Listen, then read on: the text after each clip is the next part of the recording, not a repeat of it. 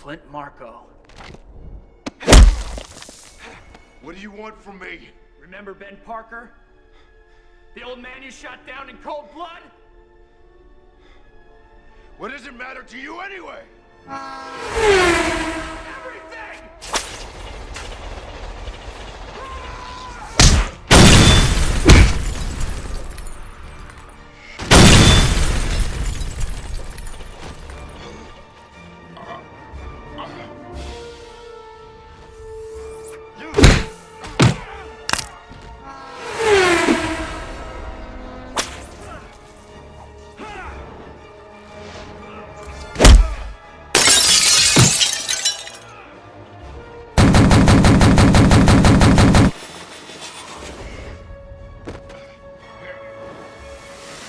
It's time to pay, Marko!